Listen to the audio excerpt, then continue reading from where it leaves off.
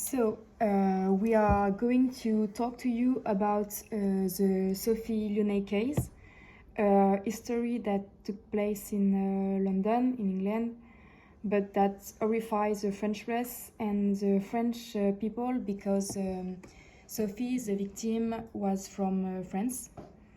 So on September 20th, the neighbor of Sabrina and Wissem Medouni saw black smoke coming out of the garden of couple. When the firefighter arrived, Wissem tried to explain that it was due to a barbecue, but in reality, when the firefighter come to the garden, they found human limbs, those of Sophie. Today, this case continues to disturb because the exact circumstances of her death are still unknown. So in this presentation, we will see first the context of murder. After, we will explain the different interrogation of the investigation. And finally, we will conclude by the trial and its particularity. So first, the context, we have some interrogation. Where was Sophie? Why? And who was she? Sophie Lionnet was a young upper girl, who went to London in 2016 to take care of the children of Sabrina Quider. She will stay there during 40 months and she will endure many physical and moral tortures from the couple with who she lives. So now I will talk about the investigation. First, the murder motive. What did they kill Sophie? The investigation was difficult because they lied, accused each other.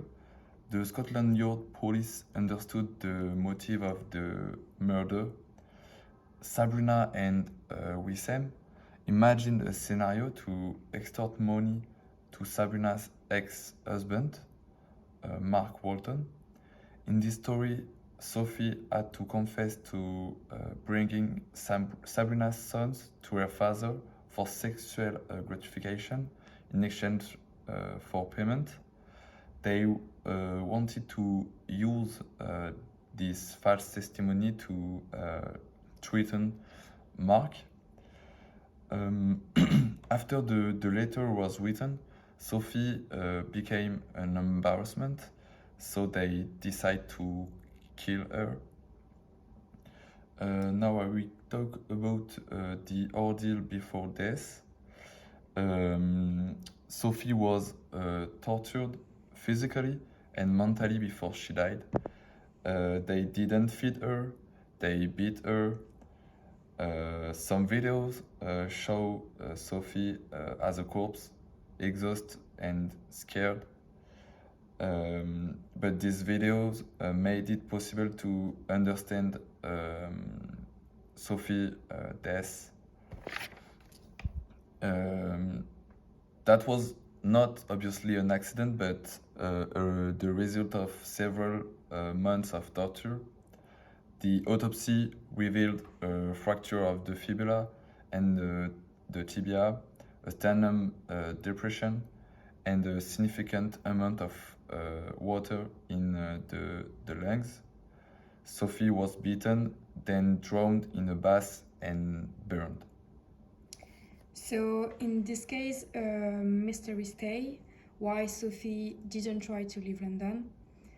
The couple had taken away her papers, her cell phone, and had never paid her in 40 months.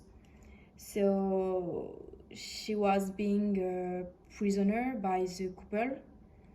So it was too difficult for her to try to leave the country in London, and totally impossible to freely call a family.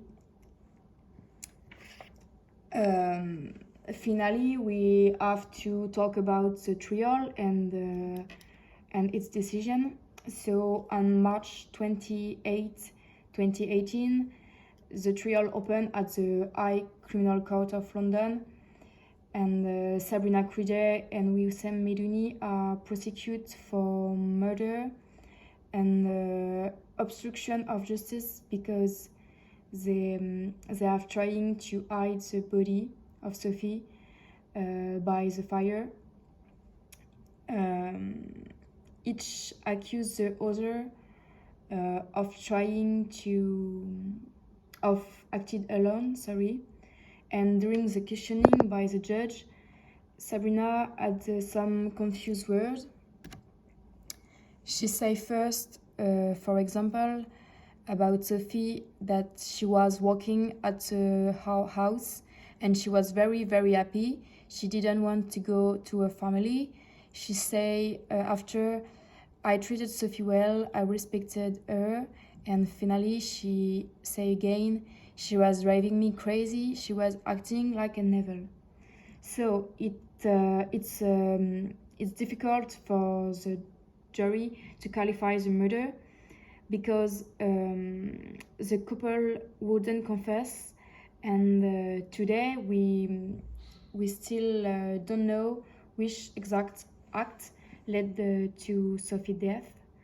Only the couple know how they killed her, but thanks to the prosecution, we know at last that her death is a result of intentional and continuous violence, and it's not an accident. The juries decide to vote unanimously for Sabrina's guilt and at 10-2 for Wissem's guilt. So they were both sentenced to life imprisonment with 13 years of security and more 5 years for destruction of proof. So to conclude, the particularity of the trial. So Sophie's lawyer could not plead in the London Criminal Court, being sworn only in French law. Indeed, even if the parties were French, the case was a criminal law matter. Criminal law is a law that punishes trouble to society, to public order. The infringement took place in England by English residents.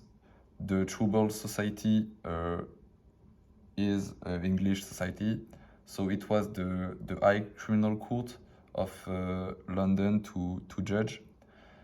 The accusation was then brought by the London Police Scotland Yard and not by a prosecutor in France.